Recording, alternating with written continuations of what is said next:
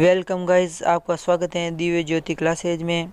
आज आप यहाँ पे पढ़ रहे हैं क्लास 10 की मैथमेटिक्स, जिसमें हमने बहुपद शुरू किया था और बहुपद पर एक लेक्चर हो चुका है और इससे पहले हमने समांतर श्रेणी पढ़ाई थी। तो यदि आपने वो वीडियो हमारे नहीं देखे हैं तो आप देख सकते हैं हमारे चैनल दिव्य ज्योति क्लासेज में। हमारे चैनल को सब्सक्राइब कीजिए और यदि आपको ये वीडियो पसंद आए तो इसे लाइक कीजिए और शेयर कीजिए। चलिए अब शुरू करते हैं बहुपद में वैसे तो हमने एग्जाम्पल कर लिए थे, लेकिन अब यहाँ पे हमने डेफिनेशन भी बता दी थी बहुपद क्या होता है, लेकिन आप यहाँ पे वापस देख लें। वे बीजीय व्यंजक, वे एल्जेब्रिक स्ट्रक्चर जिसमें चर राशि की घात धनात्मक हो और पूर्णांक हो उसे बहुपद कहते हैं। ये हमने आपको पहले ही बता दिया है। अब आप यहाँ पे वापस देखेंगे, इसके आगे के लिए देखेंगे कि जो क्वेश्चन है, निम्न द्विघात बहुपद के शून्यांक ज्ञात कीजिए और शून्यांकों व गुणांकों के बीच संबंध की सत्यता की जांच कीजिए। ये हमने आपको एग्जाम्पल करवाए थे, तो उसमें पूरा विस्तार से बताया था।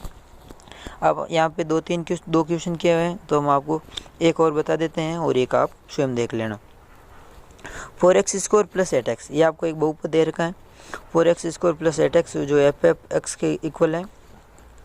तो आपको क्या करना है, पहले तो आपको 4x जो है उसको कॉमन ले लेना, यानी कि इसमें भी 4x है, यानी कि 4x² है, 4x² है और आप उसको 4x इंटू एक्स भी तो लिख सकते हैं।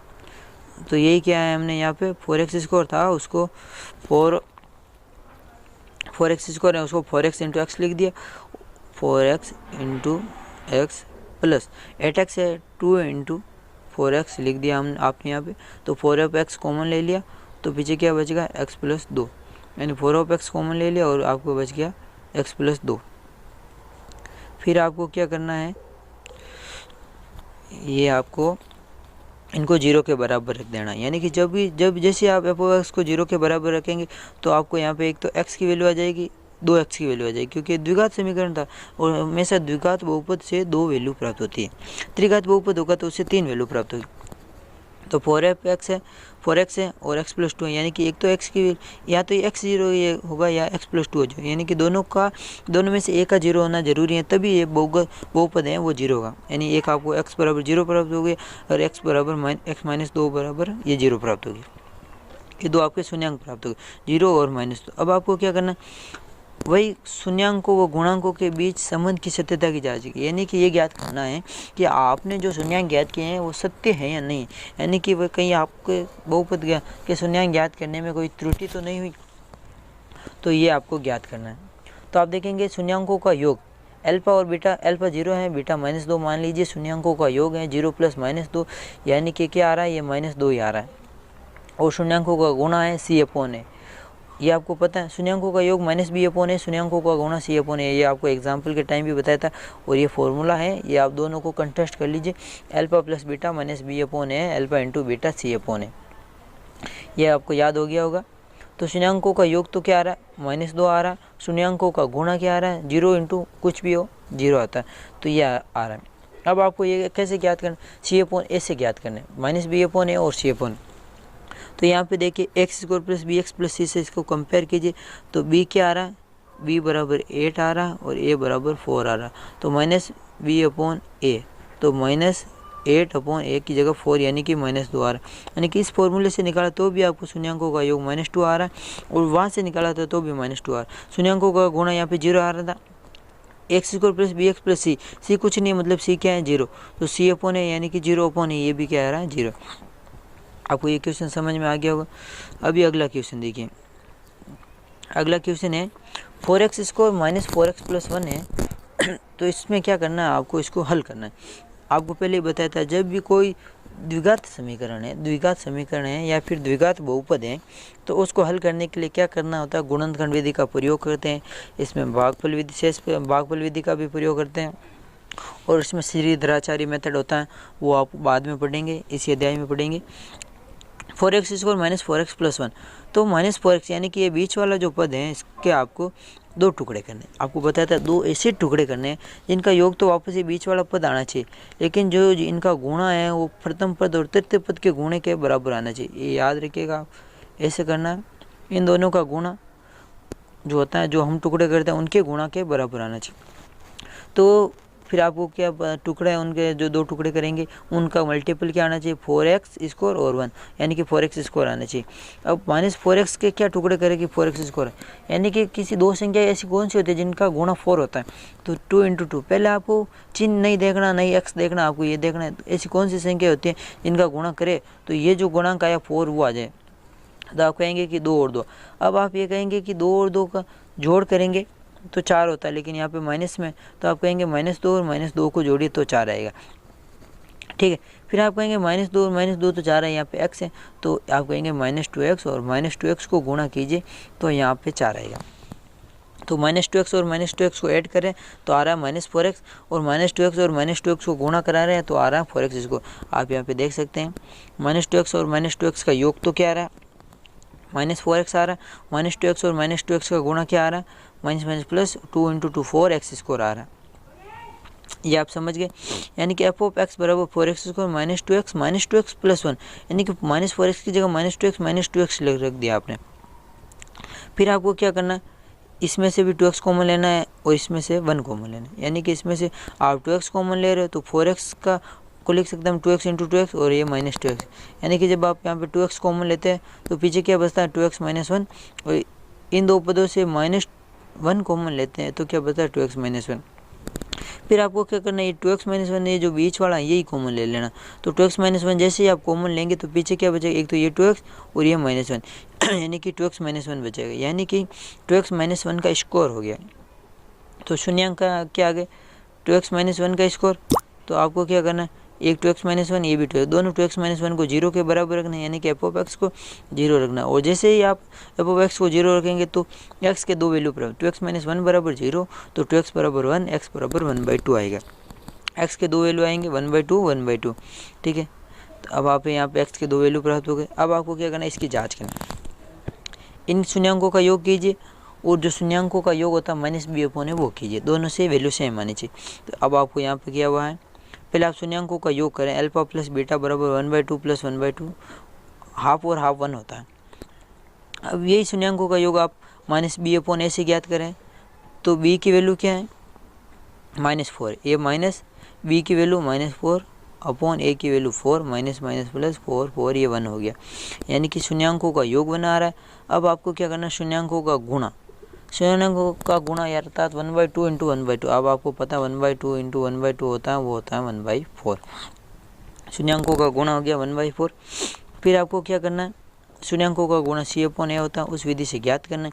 c की वैल्यू यहाँ पे क्या है, कैसे है c की वैल्यू, x² + bx + c से समीकरण को, दिए हुए समीकरण को कंपेयर करना। तो c की वैल्यू आ गई 1, c/a की वैल्यू आ गई यहाँ पे 4, यानी कि c/a 1/4 आ रहा है, यानी कि जो आपने क्वेश्चन किया है वो सही है। अभी हम देखेंगे कि जो एक द्विघात बहुपद ज्ञात कीजिए जिन्हें शून्यांकों का योग और गुणा दे रखें। तो आपको यहाँ पे हम ज़्यादा नहीं बताएंगे, आपको ये समीकरण बस वो याद रखना है कि क्या होता है x² माइनस शून्यांकों का योग x प्लस शून्यांकों का गुणा, ये चीज़ आपको याद होनी चाहिए। तो यहाँ पे ये दे रखें x² माइनस शून्यांकों का योग x प्लस शून्यांकों का गुणा। अब शून्यांकों का योग और शून्यांकों का गुणा दे रखे, यानी कि जो इक्वेशन है यहाँ पे 3 शून्यांकों का योग है और 2 शून्यांकों का गुणा है। ठीक है, तो आपको समीकरण लिखना x² माइनस, फिर कोष्टक के अंदर लिखना शून्यांकों का योग -3 × x प्लस शून्यांकों का गुणा, -3 और माइनस प्लस हो गया x² + 3x + 2, ये आपकी इक्वेशन आ गई। इसी प्रकार जो भी दे रखा उनको सीधी वैल्यू रखनी है, और वैल्यू रखने के बाद आपको ये करना है कि जो अगर भाग में कुछ हो तो उसको ऊपर भेज दीजिए और नीचे वाला जो है वो बराबर में 0 होता है तो वहाँ चला जाता है। अभी हम यहाँ पे देखेंगे, यदि द्विघात बहुपद f(x) x² - 8x + k के शून्यांकों के वर्गों का योग 40 हो तो k का मान ज्ञात कीजिए। ये बहुत अच्छा क्वेश्चन है और एग्जाम की दृष्टि से बहुत महत्वपूर्ण है, एग्जाम में आने के इसके पूरे चांस है। अब यहाँ पे क्या दे रहेगा x² - 8x + 4 + k, तो यहाँ पे k की वैल्यू ज्ञात करनी है और आपको कुछ दे रखा है। ये क्या दे रखा है, शून्यांक जो अल्फा और बीटा होता है उनके वर्गों का योग, यानी कि शून्यांक अल्फा और बीटा, α² + बीटा² बराबर 8, ये चीज़ आपको दे रखी है। शून्यांकों के वर्गों का योग α² + बीटा² बराबर 40 दे रखा है। ठीक है। ये याद रखना आपको, ये हमें दे रखा है, ये दे रखा है हमें। फिर आपको क्या करना है, x square minus 8x plus के, वो अल्फा और बीटा है। अब आपको कुछ नहीं करना, आपको बताया था शून्यांकों का योग होता है alpha plus beta minus B upon A होता है, शून्यांकों का गुणा अल्फा इंटू बीटा बराबर सी अपॉन ए होता है। ठीक है, अब आपको क्या करना है, ए बी और सी के मान चाहिए, या बी रखना है, यहाँ पे ए रखना है, यहाँ पे सी रखना है, यानी कि अल्फा और बीटा ये आप बाद में काम लेंगे। पहले अल्फा बीटा और अल्फा प्लस बीटा के वैल्यू ज्ञात कीजिए। तो अल्फा प्लस बीटा शून्यांकों का योग माइनस बी अपॉन ए, तो X square plus B X plus C से तुलना करते हैं इस समीकरण की। ए की वैल्यू 1 आती है, बी की वैल्यू -8 आती है और सी की वैल्यू के आती है। अब देखिए शून्यांकों का योग alpha plus beta minus B upon A, B की वैल्यू -8 अपॉन ए की वैल्यू यहाँ पे है 1, यानी कि माइनस माइनस प्लस, तो ये हो गया 8, यानी कि शून्यांकों का योग 8 है। शून्यांकों का गुणा क्या होता है, सी अपॉन ए, तो सी की वैल्यू यहाँ पे क्या है, के है, अपॉन ए की वैल्यू 1 है, यानी कि जो शून्यांकों का गुणा है ये आपके के आ रहा है। अब आपको क्या करना, अल्फा प्लस बीटा बराबर 8 ये दे रखा है, तो आपको अल्फा प्लस बीटा ज्ञात नहीं है। तो आप क्या करेंगे, इनका वर्ग करेंगे। अल्फा प्लस बीटा का जो ही वर्ग करेंगे तो एक तो क्या आ जाएगा, alpha square plus beta square आ जाएगा, और एक आ जाएगा प्लस 2 अल्फा बीटा। तो alpha square plus beta square की वैल्यू आपको यहाँ पे दे रखी है, और जो 2 अल्फा बीटा उसमें अल्फा बीटा की वैल्यू है जो ये दे रखी है। तो फिर ये कई हमारी ये बचेगा जो चर राशि होगी जिसका वैल्यू हमें प्राप्त हो जाएगा।